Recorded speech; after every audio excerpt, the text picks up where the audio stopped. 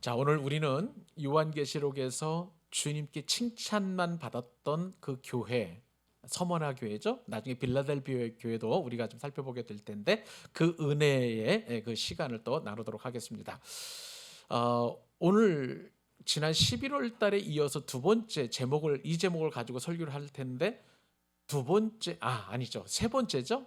예. 우리 지난 12월 연말에 우리 김창훈 목사님을 통해서 바로 이 본문을 가지고 은혜를 나누게 되었는데, 그때 또 저도 많이 은혜를 받았습니다만은 또 다른 하나님께서 마르지 않는 은혜를 우리에게 주신다 싶어서 오늘 말씀을 저와 여러분들이 같이 상고하도록 하겠습니다.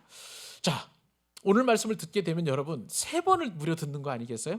그래서 우리 성도님들 가운데 제가 어깨를 툭 치면 서머나교회 어떤 교회인가요? 말씀을 드리면 막 줄줄줄 나오실 것 같아요. 그죠? 은혜 받은 교회, 또 그 다음에 환란을 겪어낸 교회, 또 궁핍하지만 그래도 주님께 칭찬받는 교회, 뭐 이렇게 이야기를 하면서 그렇게 막 우리가 이제 그 서머나 교회를 많이 들었다라고 그렇게 여러분들이 말씀하실 것 같고요. 또 이렇게 서머나 교회를 두 번 넘어서 세 번씩이나 말씀을 우리가 듣게 된다는 것은 하나님께서 우리 교회를 향하신 특별한 은혜이자 축복인 줄로 저는 확신합니다. 왜냐하면 서문학교회의 그 모습과 우리 교회 모습이 너무 닮아 있기 때문에 그렇고요. 서문학교회의 주님께서 칭찬하신 그 칭찬의 내용을 저는 또 우리 교회가 누리기를 원하기 때문에 이 말씀을 또 오늘도 나누기를 원합니다. 자, 여러분 이렇게 해서 서문학교회를 계속 우리가 말씀을 상고해 가는데 서머나라는 그 이름의 뜻을 혹시 아시는지 모르겠습니다. 만약에 그 서머나라는 이름을 알게 된다면 왜 이렇게 하나님께서 우리 교회 세 번씩이나 매월 마지막 주에 이 말씀을 주시는지 우리가 깊이 이제 알게 될 텐데, 이 서머나라는 이름은요 귀한 향료인 모략에서 그렇게 그 유래가 되었다고 합니다. 이 모략이라는 것은 성경에서 향료나 혹은 관유로 쓰이는 아름다운 그런 어떤 향수와도 같은 그런 어떤 기름이라고 할 수가 있겠는데, 특히 여러분 이 모략은 어디에 나오냐면 예수님께서 탄생하셨을 때에 동방 박사들이 예물을 드릴 때 황금과 유향과 함께 드렸던 모략, 그 모략이 바로 이 오늘 본문에 나오는 이 서머나의 원래 이름이라고 할 수가 있을 것 같습니다. 근데 이 모략이라는 것이 좀 의미하는 게 있어요. 이 모략은 한자어인데 어떤 한자냐면 사라질 몰이라는 뜻을 가지고 있습니다. 그다음에 여러분 일몰이라고 할 때에 해가 지는 것을 일몰이라고 하잖아요. 그 몰, 사라진다는 그런 뜻을 가지고 있고 약자를 써가지고 이것을 풀이해 보면 사라짐에 관한 약 혹은 죽음과 관련된 약, 소멸과 관련된 약이 바로 이 모략이라고 할 수가 있는 것이죠. 자, 그렇기 때문에 이 모략은 예로부터 고난, 죽음, 장례식을 상징하는 그런 약품, 향료로 그렇게 사용되게 되었다는 것을 우리가 알게 됩니다. 근데 이 모략의 특징이 있어요. 이 모략은요 그냥 놔두면 아무런 그 향기가 나지 않습니다. 그런데 이 모략 덩어리를 막 그 절구에 넣고 쪄요. 아주 그냥 가루를 내어가지고 막 찐 다음에 뜨거운 불에 올려놓게 되면 그 향기가 막 천리까지 간다고, 그 백리까지 간다고 하는 그런 어떤 우스갯소리도 있습니다만은 고요하게 쫙 퍼지는 거예요. 평상시 때는 아무런 그런 냄새를 향기를 바라지 않고 있다가 그렇습니다. 여러분 이것이 바로 서머나 교회가 상징하는 그 서머나의 이름이고, 어떻게 보면 서머나 교회의 사명이라고 할 수가 있을 것 같습니다. 그리고 그 서머나 교회의 그 사명은 바로 우리 광교 사랑의 교회의 사명이기도 한다는 것을 저는 말씀을 묵상하면서 깊이 공감을 하게 되었던 것이죠. 여러분 이 서머나 교회를 우리가 상고하면서 여러분의 삶을 한번 돌이켜 볼 수 있었으면 좋겠습니다. 여러분들 가운데 마치 정말 그 세상이라는 이 큰 절구통 안에 여러 가지 근심과 걱정과 염려와 질병과 그리고 내 뜻대로 안 되는 여러 가지 고통스러운 일들이라는 그 무거운 절구공이를 여러분을 놓고 자꾸 찐다고 생각을 한번 해보십시오. 얼마나 고난이 있겠습니까? 얼마나 고통스럽겠습니까? 그 삶이라는 것은 얼마나 큰 환난일지 우리가 미루어 짐작할 수 있는 것이죠. 자, 그런데 여러분 거기서부터 향기가 발하여 나가는 거예요. 우리 하나님께서는 저와 여러분을 서머나 교회로 그리고 모략으로 우리를 사명자로 부르셨다면 평상시에는 이 향기가 드러나지 않지만, 그리고 또 우리가 설령 이 절국공의 안에 우리가 찢기워져서 들어가는 그런 엄청난 고난과 순환을 당한다면, 여러분 우리가 하나님 앞에, 하나님 제가 왜 이렇게 고통을 당해야 합니까? 우리 가정에 왜 이렇게 힘겨워야 합니까? 내가 왜 이렇게 짓이겨져야 합니까? 라고 그렇게 하나님께 따져 물을 수 있을 텐데요, 하나님께서는 그 상황 속에서 우리의 향기를 맡고 계신다는 거예요. 그것은 바로 그리스도의 향기인 줄로 믿습니다. 많은 사람들을 살리고 많은 사람들을 회복시키고 그리고 많은 또 하나님의 영광을 드러내는 주님의 향기인 줄로 믿습니다. 오늘 말씀이 바로 그 말씀을 듣기 위해서 오늘 제가 세 번째로 이렇게 저와 여러분들이 같이 은혜를 나누는 거예요. 이 시간 고난이나 또 환난이나 또 가난이라는 그 절고통 속에서 우리를 찢기고 있다고 한다면, 여러분 이 고난 너머에 계신 그 하나님의 역사와 그리고 하나님께서 우리를 향하신 사명의 뜻을 발견하실 수 있기를 바랍니다. 자, 이제부터 저와 여러분들은 이 몰약과도 같은 서문학교를 향한 주님의 뜨거운 사랑을 또 함께 살펴보도록 하겠습니다. 은혜 받는 가운데, 듣는 가운데 하나님의 은혜가 풍성하게 임하고 같이 주님의 영광 드러낼 수 있기를 우리 주님의 이름으로 축복합니다. 자, 지난 11월 달에 우리가 들었던 말씀 기억 한번 해보십시다. 그때 두 가지 교훈을 제가 여러분들에게 말씀을 드렸습니다. 첫 번째는 뭐냐면, 죽었다가 살아나신 주님이 확신을 주는 교회가 어떤 교회라고요? 서머나 교회. 그죠? 이게 첫 번째 교훈이었었고요. 두 번째 교훈은 어떤 교훈이었냐면, 환난과 궁핍을 받는 그런 교회였던 것이죠. 자, 이번에 세 번째 우리가 오늘 살펴볼 그런 교훈은 뭐냐면, 가난하지만 부유한 교회라는 것이죠. 굉장히 역설이 이 말씀 안에 오늘 우리가 저와 여러분이 살펴보게 될 것입니다. 자, 서문학교회에 말씀하신 주님이 어떤 모습으로 서문학교회에 말씀하시냐면, 처음이요 마지막이었던 주님, 그리고 죽었다가 다시 살아나신 그 예수님께서 서문학교회의 가난과 부유함을 동시에 보셨습니다. 물질적으로는 가난하셨지만 영적으로는 무척 부유한 교회라고 주님께서 칭찬하시는 그 말씀, 우리 교회를 향하신 그리고 여러분 각자를 향하신 하나님의 음성일 텐데요, 우리 9절 상반절 말씀을 같이 한번 읽어보도록 하십시다. 자, 시작. 내가 내 환난과 궁핍을 알거니와 실상은 네가 부유한 자니라. 여러분 이 말씀에 따르면 서문학교회는 환난을 겪었다는 거예요. 그죠? 그리고 궁핍도 겪었다는 것입니다. 자, 교회가 환난과 궁핍을 경험했다면 교회 안에 소속되어 있는 성도들은 어떻습니까? 그 반대일까요? 아니에요. 서문학교회처럼 똑같이 환난을 당하고 궁핍을 당했다는 것을 우리가 알게 됩니다. 여러분 서문학교회가 당한 환난은 보통 환난이 아니에요. 여러분들의 이제 설교 안에 제가 적어드렸는데 그 헬라어 말로 슬리피스라는 그런 단어를 씁니다. 이것은 뭐냐면 포도를 짜는 앞찾기라는 뜻을 가지고 있어요. 여러분 한번 생각을 해보세요. 성경에 보면 종종 그런 표현이 있죠. 포도즙 틀에 이게 밟는다라는 그런 것 못지않게 사실 그것보다 더 강력한 압박을 받는 것을 말하는 것이죠. 여러분들은 포도를 주를 담그는 그런 어떤 과정을 모르실 텐데요. 제가 예전에 한번 그것을 본 적이 있었습니다. 근데 보니까 그냥 포도를 넣고 깨끗하게 씻어가지고 포도를 넣어가지고 그냥 쫙 압축기를 통해 가지고 포도를 짜는데, 그 포도를 짜면 그 안에 있는 포도즙이 쫙 흘러나오면서 동시에 포도 씨도 그리고 포도 껍데기도 완전히 눌려가지고 거기에 있는 모든 진액, 모든 그 액체가 다 빠져나오는 것을 보게 되었습니다. 그만큼 힘겨운, 그만큼 그 안에 있는 포도는 얼마나 고통스러울까 생각을 해보면, 이 서문학 교회가 당하고 있는 이 고난이라는 것이 보통 고난이 아니다, 보통 환난이 아니다라는 것을 우리가 어렵지 않게 생각을 합니다. 신앙 때문에 지금 서문학 교회 성도들과 교회는요, 이처럼 포도즙 틀에 밟히는 그리고 압착해 눌림을 받는 엄청난 환난을 당하고 있는 그런 상황이었습니다. 또 궁핍이라고 그랬습니다. 이 궁핍이라는 단어는 뭐냐면 포토케이아라는 그런 헬라어를 쓰는데, 이것은 뭐냐면 거지를 말하는 거예요. 완전히 거지처럼 구걸해야만 먹고 사는 그 상황. 그러니까 서문학 교회가 당하고 있는 이 궁핍이라는 것은, 가난이라는 것은 이로 말할 수 없는 그런 가난이라고 보시면 되겠습니다. 왜 이렇게 서머나 교회는 그렇게 어려움을 겪게 되었을까요? 자, 여러 가지 이유가 있었었는데 제가 예전에 잠깐 힌트를 드렸습니다만은 서머나 교회 성도들은 이제 예수님을 믿는다는 그 한 가지 이유만으로 이 서머나 시 안에 있는 길드라고 보통 이야기하는데 동업조합을 말합니다.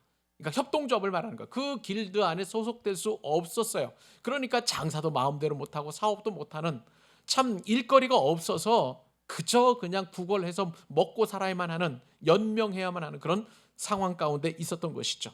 또 예수 믿는다는 그 한 가지 이유만으로 인해서 가지고 있는 직업도 박탈되거나 재산을 다 몰수당해 가지고 극심한 빈곤에 처하게 되었습니다. 어디 그뿐입니까? 유대인들이 악의적으로 중상모략을 일으켰어요. 그래서 저 그리스도인들은 신성 모독을 하는 사람들이다.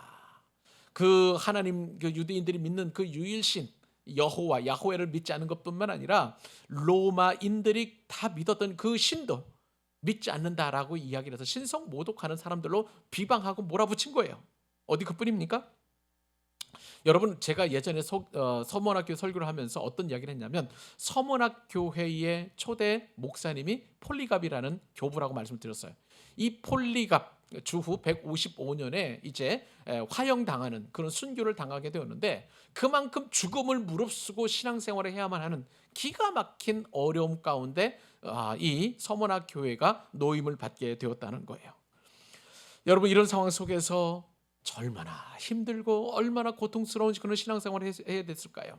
그런데 놀랍게도 오늘 말씀을 보니까 예수님께서 어떻게 말씀하시냐면, 네가 환난과 궁핍을 내가 다 알고 있는데, 근데 거기서 끝나는 것이 아니라 내가 정말 너희들에게 하고 싶은 이야기는, 너희는 실상을 보니까 부유한 자라, 그렇게 말씀하고 계십니다.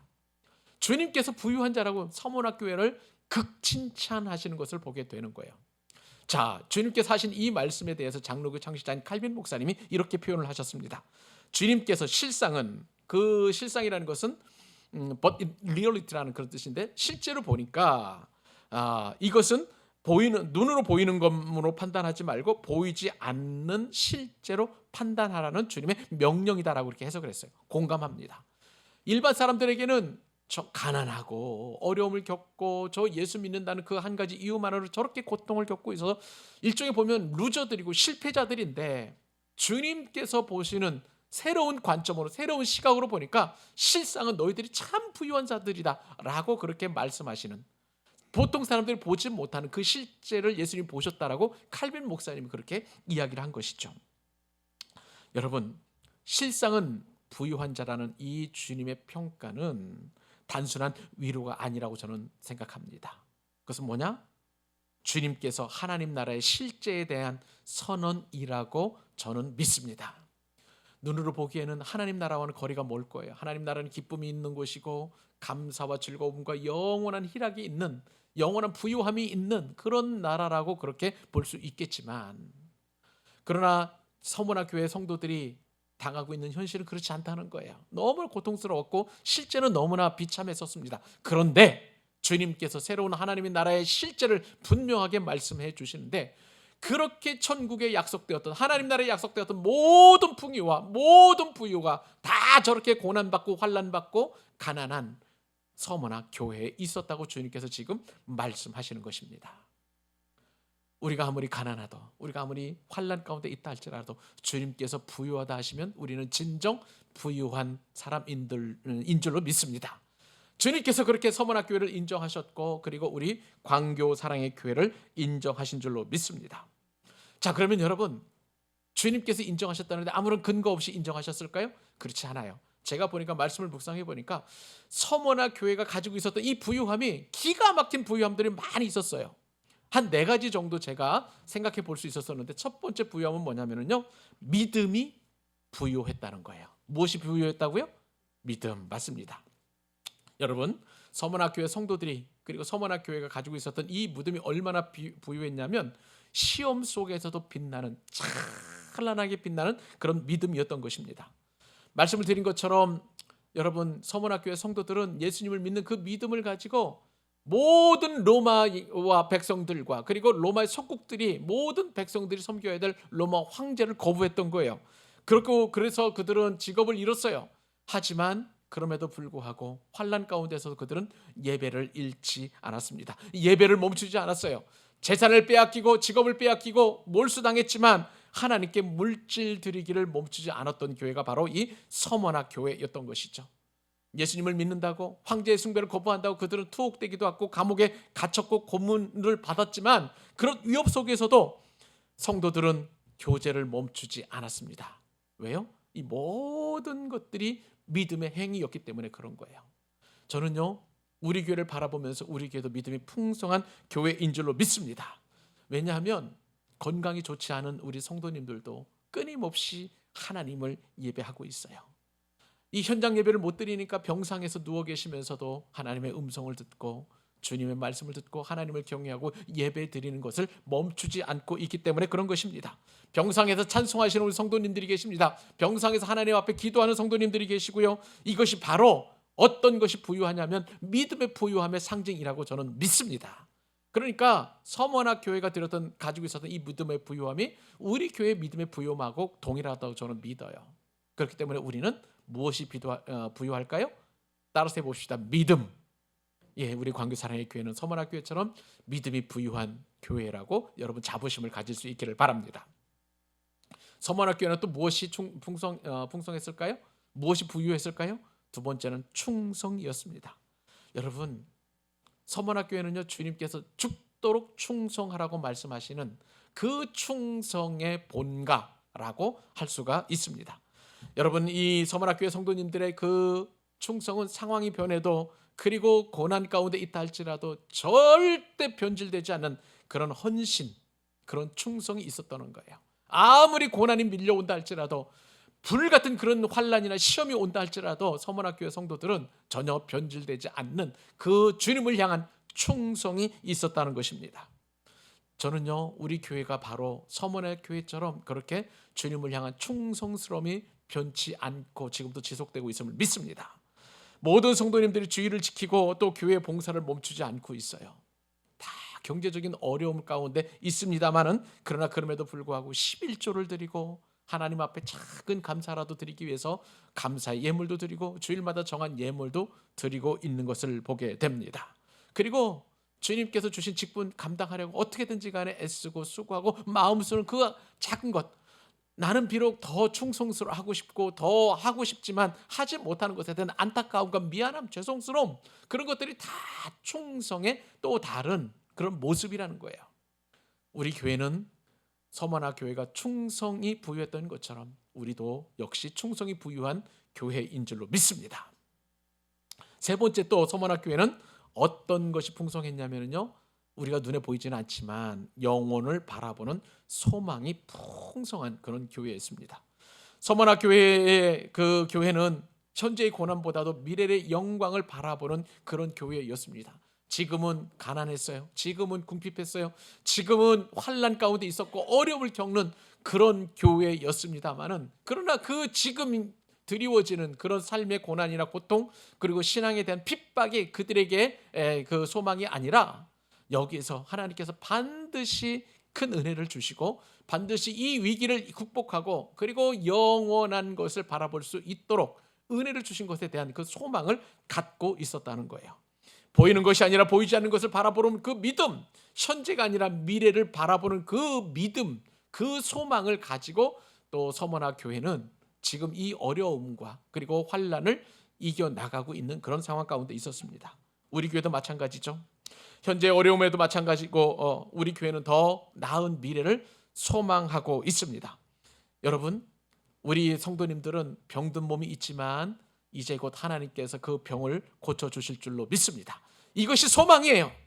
우리가 비록 어렵고 힘든 그런 경제 상황 가운데 있지만 우리 청년들 같은 경우에 하나님께서 좋은 직장을 주시고 더 나은 미래를 주실 것에 대한 소망이 끊어지지 않는다면, 그 소망을 자꾸 품고 하나님 앞에 기도한다면 우리도 서머나 교회 못지않게 소망으로 충만한 교회가 될 줄로 믿습니다.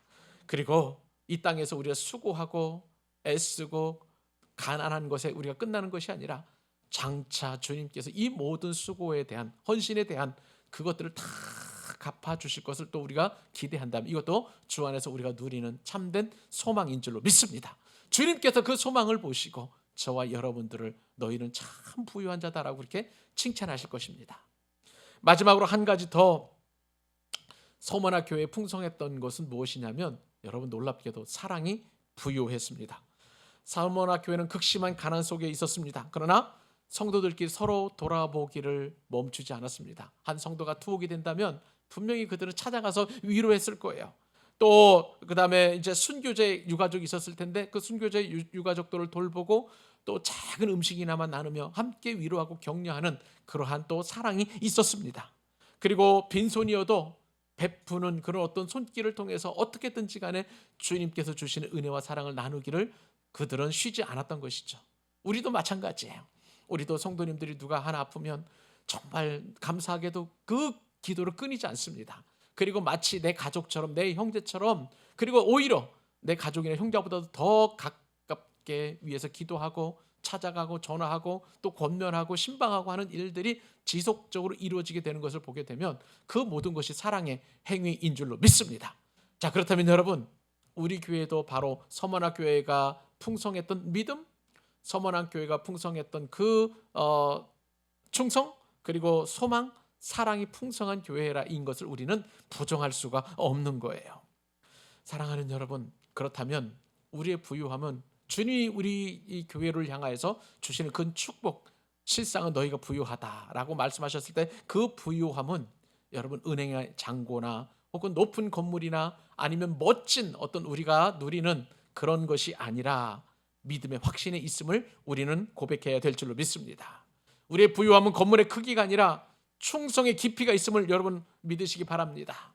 우리는 비록 성도 수가 적지만 성도 수가 우리의 소망이 아니라 무엇보다도 우리의 소망은 저 영원을 향한 그런 소망이 그 누구보다도 크고 놀랍고 부유한 줄로 믿으시기 바랍니다. 그렇기 때문에 우리는 세상의 눈으로 우리 자신을 보게 된다면 너무 초라하고 부족하겠지만 주님께서 우리를 바라보는 그 시선을 우리가 갖게 된다면 우리는 믿음도 충성도 소망도 사랑도 부유한 그런 교회가 될 거예요. 여러분 우리 이 믿음 가지고 이 올해 한 해 살아내십시다. 주님께서 우리와 함께 하시고 주님께서 저와 여러분들을 지키시고 우리를 부욕해 하심을 믿고 세상 사람들의 시각과 또 세상에 그것도 가지고 있는 그런 어떤 시선보다도 주님께서 우리를 바라보는 그 시선에 우리의 생명을 담고 우리의 삶의 목표를 담는 저와 여러분 되시기를 우리 주님의 이름으로 축복합니다. 자, 네 번째 하나님께서 이 본문을 통해서 우리가 또 주시는 놀라운 교훈이 있습니다. 네 번째 교훈은 뭐냐면 비방은 받지만 놀랍게도 인정받는 교회라는 사실입니다. 여러분 제가 서문학교의 말씀을 묵상해 보면서 놀란 것이 하나 있었어요. 그것은 에베소 교회나 또 그다음에 사대 교회나 뭐 다른 교회들은 내가 두어 가지 한두 가지 뭐 책망할 말씀이 있나니 뭐 이렇게 주님께서 표현하지 않았어요. 이 말씀이 빠져 있어요. 그러면서 동시에 뭐라고 말씀하시냐면 예수님께서는 부족함보다도 이 서머나 교회가 연약한 속에서도 견뎌내고 있는 그 충성에만 주목하시면서 이런 말씀을 주셨습니다. 자, 오늘 본문 9절 하반절 말씀 같이 한번 읽어볼까요? 자, 다시 읽습니다. 시작. 자칭 유대인이라 하는 자들의 비방도 알거니와 실상은 유대인이 아니요 사탄의 회당이라. 예수님께서 이 말씀을 통해서 서머나 교회가 받는 그 비방, 그들이 서머나 교회를 누가 비방을 했냐면 자칭 유대인들이라는 사람들이에요. 자칭 유대인들이라는 사람들이 서머나 교회를 비방하게 하고 있는데 그 서머나 교회 그 성도들을 향해서 주님께서 친히 변호하고 계시는 것입니다. 자, 그러면 여러분 우리가 한번 생각해 보십시다. 자칭 유대인이란 도대체 누구일까요? 자칭 유대인들. 뭐라 그럴까? 유대인을 참칭한다고 해야 되나요? 조금 어려운 말로 그렇게 표현하고 싶은데 나는 유대인이다라고 유대인이 아님에도 불구하고 유대인이라고 그렇게 이야기하는 자칭 그렇게 이야기하는 사람들이 있다는 거예요. 주님 보시기에. 자, 그러면 여러분 이 자칭 유대인은 누구냐면 사도 바울의 말씀에 따르면 혈통적으로 아브라함의 후손들 그리고 이스라엘의 12지파 가운데 이 유다의 자손들을 이제 유대인이라고 보통 이야기하는데 그런데 사도 바울은 자칭 유대인에 대하여 신랄하게 비판하고 있는 것을 보게 됩니다. 자, 자, 어떻게 비판하는지 로마서 9장 6절로 8절인데요. 이렇게 성경은 기록하고 있습니다. 그러나 하나님의 말씀이 폐하여진 것 같지 않도다. 이스라엘에서 난 그들이 다 이스라엘이 아니요 또한 아브라함의 씨가 다 그의 씨가 아니라 오직 이삭으로부터 난 자라야 네 씨라 불리리라 하였으니 곧 육신의 자녀가 하나님의 자녀가 아니요 오직 약속의 자녀가 씨로 여기심을 받느니라. 여러분 이게 무슨 얘기냐면요, 아브라함의 그 자손으로 나온 모든 사람들이 다 유대인이 아니라 하나님께서 약속을 통해서 난 그 사람들, 아브라함과 이삭과 야곱을 통해서 나온 자손들만 그렇게 이야기하는데, 사실은 바울이 이야기하는 것은 그 혈통이 중요한 것이 아니라 참 유대인은 어떤 유대인이냐, 예수 그리스도를 믿는 사람들이 참 유대인이다, 아브라함의 씨다라고 새로운 정의를 내려주시는 거예요. 여러분 그렇기 때문에 지금 혈통적인 저 유대인, 이스라엘 땅에 사는 사람들, 그 유대인이 중요한 것이 아니라 참 이스라엘, 우리가 아브라함의 언약을 통해서 우리는 비록 이방인이었지만 유대인의 피가 하나도 섞이지 않았지만 예수 그리스도의 보혈로 우리는 새로 그 이식을 받은 하나님의 씨라는 거예요. 아브라함, 영적 아브라함의 자손이라는 거예요. 이것을 주님께서는 바울을 통해서 우리에게 교훈해 주시고 우리가 참 이스라엘이라고 말씀해 주고 계시는 것입니다.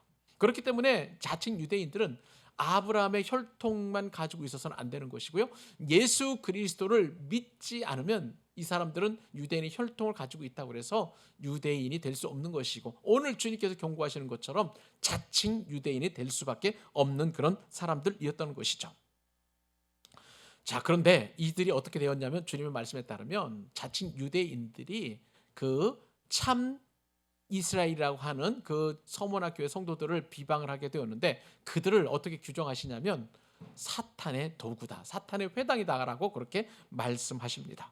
자, 그런데 이 말씀은 예수님께서 이미 말씀하신 말씀이에요. 마태복음 21장 43절 한번 보십시오. 이렇게 성경에 기록되어 있습니다. 그러므로 내가 너희에게 이르노니 하나님의 나라를 너희는 빼앗기고 그 나라의 열매는 맺는 백성이 받으리라. 무슨 얘기입니까?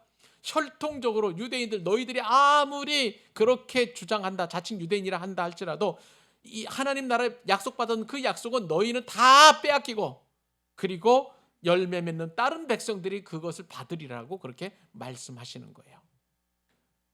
유대인들은요, 예수님께서 이 땅에 오셨을 때 핍박하고 조롱하고 모욕하고 그리고 참소하고 죽이는 일에 앞장섰던 사람들이에요.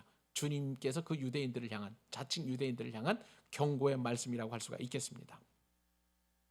자, 그런데 이 자칭 유대인들이 이제 사탄의 회당이라고 불릴 정도로 이제 참 이스라엘 백성들을, 서머나 교회 성도들, 예수님을 믿는 사람들을 비방을 하게 되는데, 이 비방이라는 단어가 보통 심각한 단어가 아닙니다.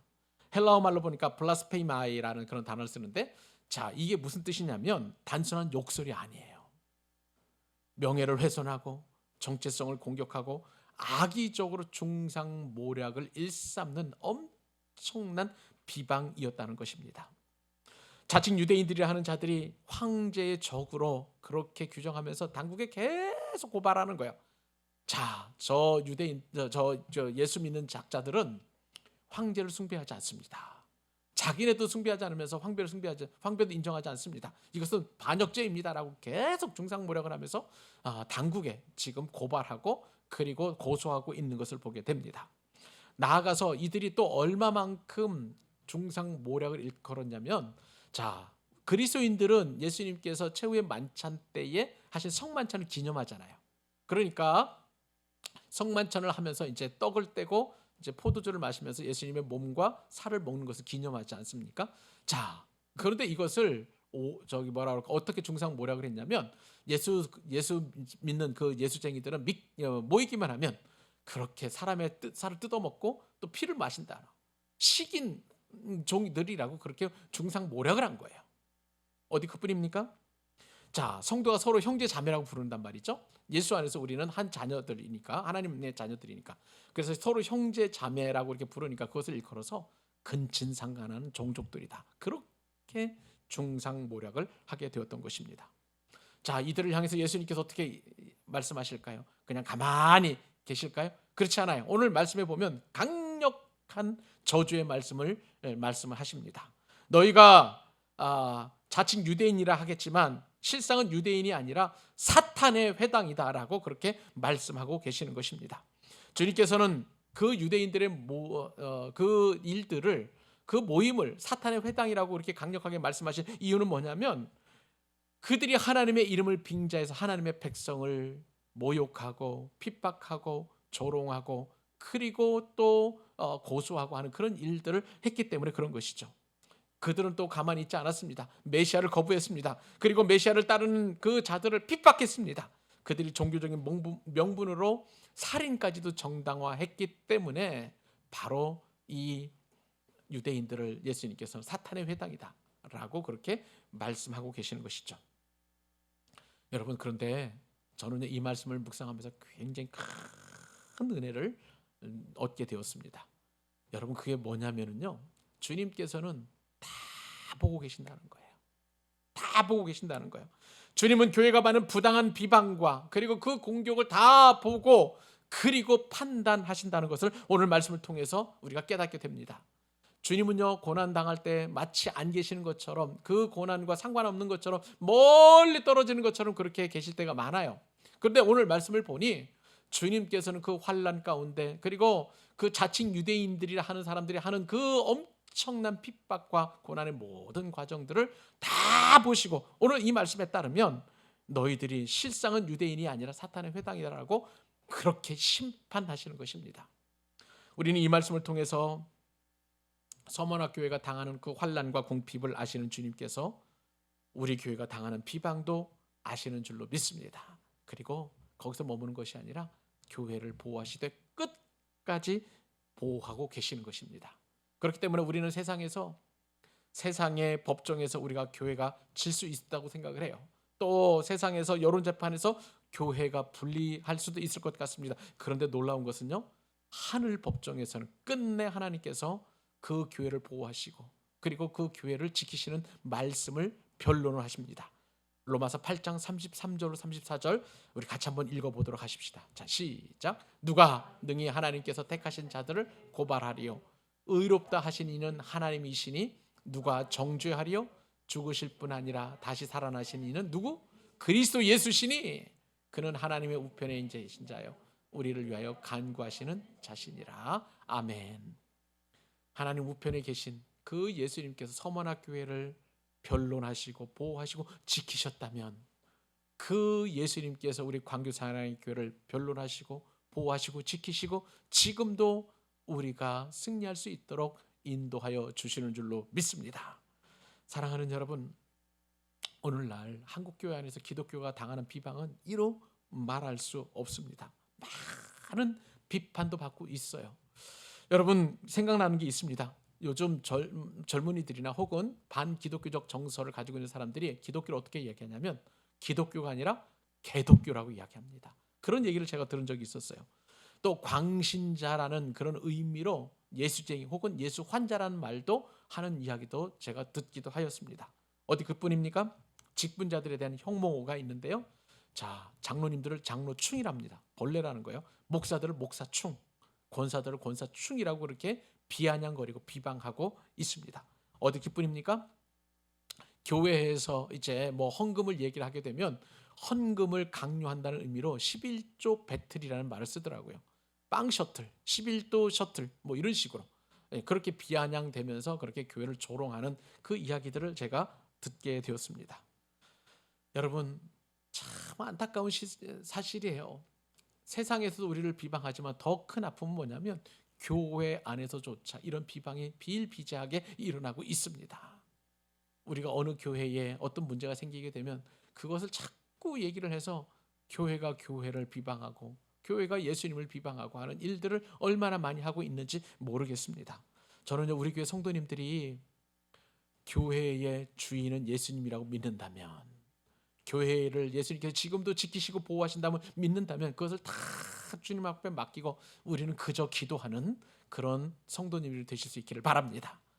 우리가 비방하지 않아도 교회 안에서, 한국교회 안에서 얼마나 많은 비방이 이루어지고 있는지 몰라요. 그러니까 교회 권위가 떨어지고 더 이상 전도가 안 되고 성도님들이 실족해서 그냥 가나안 성도로 나가는 거예요. 가나안 뒤집으면 안 나가요. 교회를 안 나가는 성도님들이 얼마나 한국교회에 많은지 몰라요. 교회 상처받았기 때문에 그러는 거예요. 실족했기 때문에 그러는 거예요. 우리가 그런 사람들을 만들어내는 일에 일조하지 않기를 원합니다. 오늘 말씀을 보니까 주님께서는 세상에서 아무리 교회를 비방한다 할지라도 주님은 새로운 평가를 하십니다. 주님도 그 우리의 연약한 모습, 부족한 모습을 보고 우리를 비방하는 것이 아니라 놀랍게도 예수님 우리를 응원하시는 거예요. 우리로 하여금 힘을 내시더라고 내라고 그렇게 말씀하시고 계십니다. 그 예수님의 음성을 들을 수 있기를 바랍니다. 들을 귀 있는 자들은 바로 그러한 음성을 듣게 될 줄로 믿습니다. 자, 마지막 교훈 한번 살펴보도록 하시죠. 5번째 교훈은 시험 받지만 승리하는 교회입니다. 여러분, 서머나 교회는 가난하지만 부유한 교회였죠.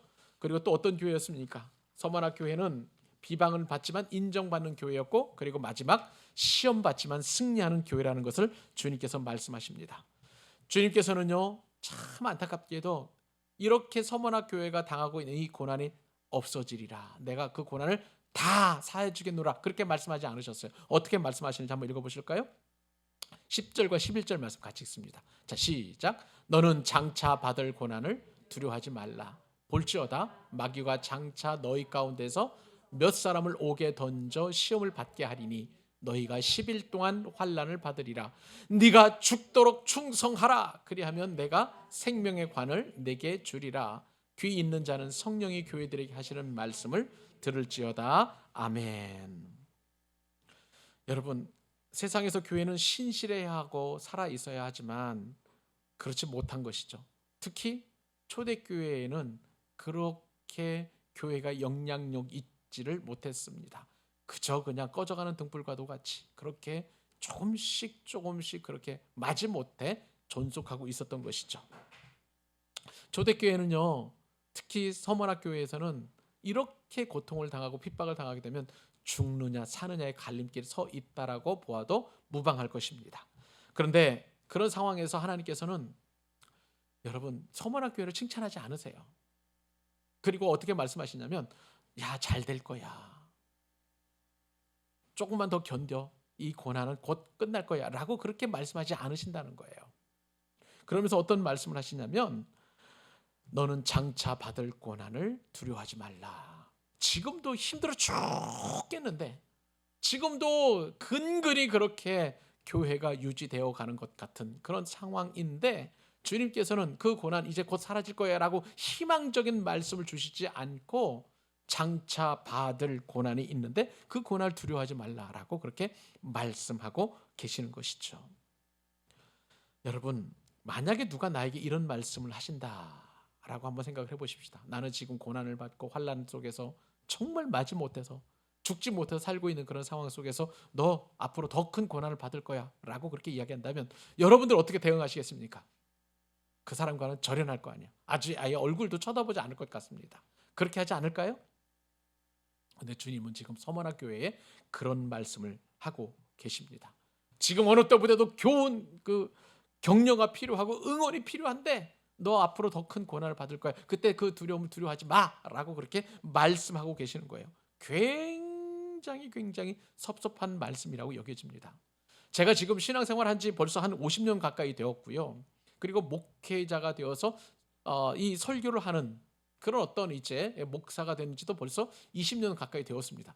그런데 지금까지 나의 어떤 그 신앙적인 어떤 상식, 목회적인 상식을 완전히 깨뜨려 버리는 말씀이 바로 이 말씀이었다는 거예요. 저는 그동안에 보니까 어떤 고난이 오거나 또 어떤 어려움이 있는 성도들을 신방할 때 보면 이렇게 말씀을 전했어요. 하나님께 곧 은혜를 주실 겁니다. 좋은 날이 올 거예요. 조금 더 인내하고 기다리세요라고 그렇게 설교하고 신방에서 말씀드리기를 굉장히 좋아했었는데, 근데 그 모든 상식과 해왔던 그런 어떤 신앙의 어떤 그 사역들을 완전히 깨뜨려 버리는 그런 말씀이 바로 오늘 말씀이에요. 그래서 제게는 굉장히 이 말씀이 충격이었습니다. 그러면서 주님께 또 어떻게 말씀하시냐면, 서머나 교회를 향해서 장차 너희 가운데서 몇 사람을 옥에 던지리라. 지금도 힘들어 죽겠는데 옥에 던져서 이제 곧 죽음을 맞게 될 것이다 라고 그렇게 말씀하고 계시는 거예요. 여러분, 이렇게 두렵고 떨리는 말씀 받아보신 적 있으세요? 만약에 주님께서 여러분들에게 그렇지 않아도 힘들고 고난당하고 핍박당하고 있는 그 상황 속에서 장차 몇 사람이 옥에 던져질 거고 앞으로 더 큰 고난이 오게 될 텐데 두려워하지 마라고 말씀하신다면 여러분들은 그 말씀을 아멘, 아멘 하면서 받아들일 그런 정말 그 능력이 있으십니까? 이 말씀 가운데 굉장히 고민이 많았습니다. 그러면서 이제 서서히 그 말씀이 이제 마음이 회복되어 가는데 오늘 본문의 말씀을 보니까 제가 깊이 묵상하는 가운데 그 고난의 기간이 10일이라고 주님께서 규정해 주셨습니다. 물론 이 10일은 우리가 열밤 그것을 상징하는 것은 아니라는 거 여러분 아시죠? 10은 일자는 기본적으로 성경에서 완전수예요. 그러니까 이 고난받는 기간 이 10일이라는 것은 그 고난이 완성되는 그 시점이 10일 정도로 10이라는 숫자가 상징하는 그 기간이고요. 그러니까 그 기간은 내가 정하는 것이 아니라 하나님께서 정하신 그 기간이에요. 그리고 10일이라는 그 기간을 통해서 반드시 이 고난과 환난은 끝이 있음을 주님께서는 분명하게 말씀하십니다. 그러니까 우리가 당하는 환난 그 궁핍은 하나님께서 정하신 그 기간이 있는데 그 기간이 지나면 반드시 통과되고 끝나게 될 것이다라고 말씀을 하고 계시는 것이죠. 그리고 무엇보다도 이 10일이라는 기간은 사탄이 정하는 게 아니라는 거예요. 아무리 사탄이 환난을 주고 궁핍을 준다 할지라도 그 기간을 끝내고 그리고 궁극적으로 승리하게 하시는 분은 주님이시다라고 분명하게 선포하시는 것이죠. 이 말씀을 통해서. 나아가서 어떻게 또 제가 묵상을 하게 되었냐면 자, 서머나교회의 믿음을 주님께서 굉장히 인정하시는 칭찬으로 제가 받아들이게 되었습니다. 무슨 말일까요? 서머나교회를 바라보실 때 주님께서는 네가 부유한 자지? 그러면서 자, 이제 너는 앞으로 더 고난을 받게 될 거야. 너는 그만큼 믿음의 실력이 있는 거야. 10일 동안 환난을 당해서 몇 사람이 옥에 갇히고 죽임을 당할 것이지만 결코 그것을 감하거나 내지는 고난을 없애주지 않아도 너희는 분명히 감당할 수 있는 그 능력과 믿음이 있어. 그것을 내가 인정해라고 해주시는 엄청난 반전의 말씀이 바로 이 말씀이라고 할 수가 있을 것입니다. 사랑하는 여러분, 우리 교회가 바로 그런 교회가 될 수 있을 줄로 믿습니다. 지금 눈에 보이지 않아요. 어려워요. 힘들어요. 고통스러워요. 환난 가운데 있고요. 무엇 하나 참 희망적인 그런 요소가 보이지 않는다고 여겨질 수도 있을 거예요. 그렇지 않아요. 주님께서 이렇게 우리 가운데 10일 동안의 환난과 어려움을 주신 것은 하나님께서 우리 교회를 정확하게 붙들고 계시는 확실한 증거임을 믿으시기 바랍니다. 그러면서 어떤 은혜를 또 주시냐면 이렇게 고난 중에 있는 그 교회에 주시는 엄청난 복이 있어요. 첫 번째 복은 뭐냐면 생명의 관을 주시겠다고 말씀하십니다. 어떤 관을 주신다고요? 예, 생명의 관. 이것을 이제 헬라어 말로 스테파노스라고 이야기하는데 우리가 사람 이름 가운데 뭐 특히 이제 천주교권 같은 경우는 스테파노스라는 그 이름을 많이 가지고 있어요. 이 승리의 관은 왕관이 아니라 화관을 말하는 거예요. 또 혹은 월궤관을 말하는 것입니다. 자, 화관과 월궤관은 왕이 쓰는 관이 아니라 어떤 운동 경기에서 승리한 사람이 쓰는 월궤관이나 화관을 말하는 거예요. 또 전쟁에서 승리하고 돌아온 장군이 쓰는 그런 관을 말하는 것입니다. 그러니까 우리를 신앙에 달리기 하는 그런 어떤 운동 경기자로 그리고 또 세상에 나아가서 승리하는 장군을 우리를 주님께서 분명하게 대우하시겠다는 그 약속의 말씀, 생명의 관을 우리에게 약속해 주고 계시는 거예요. 이 관은 그냥 승리자가 쓰는 관은 곧 시들어 버립니다. 그 관은 꽃이니까요. 월계관이니까요. 그러나 우리가 쓰는 이 관은 영원히 시들지 않는 승리의 상징의 관인 줄 여러분 믿으시기 바랍니다.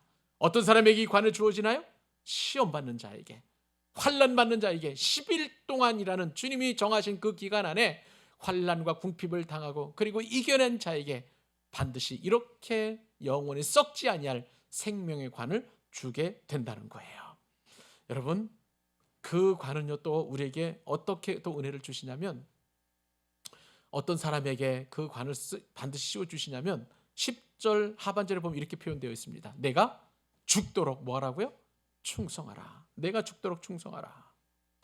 기누 피스토스 아케일이 그리고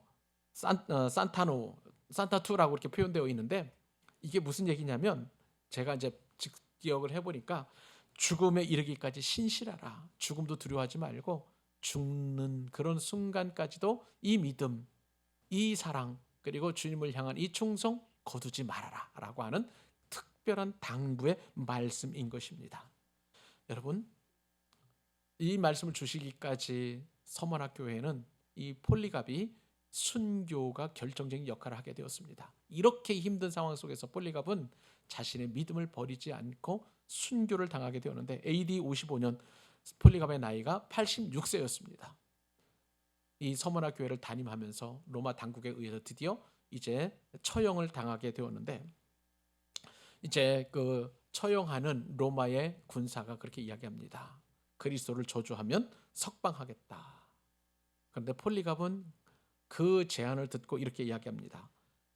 내 인생 86년 동안 나는 그분을 섬겼는데 주님은 단 한 번도 나에게 저주하신 적이 없다. 어떻게 내가 내 주인님을 저주할 수 있겠는가? 나는 그냥 죽겠다라고 그렇게 이야기를 하게 된 것이죠. 그래서 이제 불에 타면서 이제 화형을 당해서 순교를 당하게 되었는데, 마지막 불에 타면서 폴리갑은 이렇게 이야기를 했습니다. 만문의 주인이시고 사랑하는 아들 예수 그리스도의 하나님 아버지, 오늘 나를 순교자의 명단에 올려주셔서 감사합니다. 그렇게 해서 불에 타 죽은 엄청난 믿음의 위용을 우리에게 보여주셨습니다. 우리는 이 땅에 살아갈 때 폴리갑처럼 화형 당할 일은 없을 것입니다. 그러나 주님은 우리에게 죽도록 충성하라고 그렇게 말씀하시고 명령하십니다. 여러분, 죽도록 충성하는 것이 무엇일까요? 이것을 우리 삶에 적용해 본다면, 직장에서 신앙 때문에 승진에서 밀릴 때 여러분 포기하지 마시고 죽도록 충성하실 수 있기를 바랍니다. 사업에서 정직하게 살다가 손해볼 때가 있을 거예요. 그래도 정직하게 충성하실 수 있기를 바랍니다. 가정에서 때로는 안 믿는 가정에서 복음 때문에 그렇게 참 오해를 받고 외로울 때도 죽도록 충성하라고 우리에게 요구하시는 말씀일 수 있어요. 교회에서 헌신하다가 보면 사람들이 알아주지 않을 때가 있어요. 그러나 그럼에도 불구하고 죽도록 뭐 하라고요? 충성하라. 이 죽도록이라는 것은 생명이 다하는 순간까지 포기하지 말라라는 그런 의미를 가지고 있는 거예요. 죽도록 충성하라는 것은 순간적인 열정이 아니라 끊임없이 변함없는 충성을 말씀하시는 것입니다. 그런 자에게 주님께서는 생명의 관을 우리에게 약속해 주시는 줄로 믿습니다. 그렇기 때문에 이 죽도록 충성하라는 말은 억지로나 쥐어짜는 그런 명령이 아니라 우리가 누릴 수 있는 최고의 영광스러움을 누릴 수 있는 주님이 주시는 귀한 과정이자 또 그 축복이라는 것이죠. 우리가 죽도록 충성하게 되면은요, 둘째 사망의 해를 경험하지 않습니다. 우리가 육체가 죽게 되면 그것이 첫째 사망이에요. 육체가 영원히 분리되는 거야. 근데 둘째 사망은 뭐냐면 영원한 불못으로 우리의 영과 육체가 지옥에 쳐들어가는 거야. 처박혀지는 거야. 그런데 이렇게 우리가 죽도록 충성하면 첫째 사망은 우리가 임할 수 있으나 영원한 사망이 우리를 주장하지 못한다라고 말씀해 주시고, 우리는 영원한 삶으로 그 삶이 진행될 것임을 이렇게 분명하게 약속해 주십니다. 오늘 말씀을 정리합니다. 1월 마지막 주에 그리고 12월 11월 달에 이렇게 세 주에 걸쳐서 엄청난 말씀을 듣게 되었습니다. 서머나 교회, 단순히 주님께 칭찬받는 것에만 표피적으로 우리가 알게 되었습니다마는 그들이 당하고 있는 고통, 또 환난, 궁핍, 그것이 얼마나 힘겹고 어려웠는지, 그런데 주님께서는 그것을 외면하거나 내지는 무시하지 아니하시고 끝까지 지키고 보호해 주셔서 서머나 교회와 그리고 그 성도들이 어떤 영광을 누릴지 우리에게 말씀해 주신다는 거예요. 한 번 더 마지막으로 생각해 보십시오. 서머나 교회가 누렸던 그 영광은 교회 성경 기록한 2000년 동안 계속 그 주님의 칭찬이 지금도 이어지고 있는 것이죠. 10일 동안에 하나님 주시는 그 짧은 기간에 그 받았던 그 고난이 이처럼 엄청난 영광으로 서머나 교회가 그렇게 영광을 누리게 되었던 것이죠. 우리는 지금 당하는 고통의 기간이 언제인지 늘 고민하게 될 것입니다. 그러나 이 과정이 통과가 되면 이제 그 영광은 이루 말할 수 없이 크고, 이루 말할 수 없이 길고, 이루 말할 수 없이 영광스럽고, 이루 말할 수 없이 엄청난 것임을 우리는 분명하게 목격하게 될 줄로 믿습니다. 한 몇 년 정도 지나서 우리가 예전에 이렇게 어려웠었지, 그러나 그 가운데서 우리가 믿음을 지키고 또 충성을 지키고 소망을 지키고 또 사랑을 지켰더니 주님께서 우리를 부유하다 말씀하시고 이런 영광을 주셨어라고 그렇게 간증할 날이 곧 오게 될 것입니다. 그날까지 그리고 그 이후에까지 아니 우리 영원토록 그렇게 서머나 교회처럼 칭찬받는 교회가 되기를 우리 주님의 이름으로 축복합니다. 기도하겠습니다. 하나님 아버지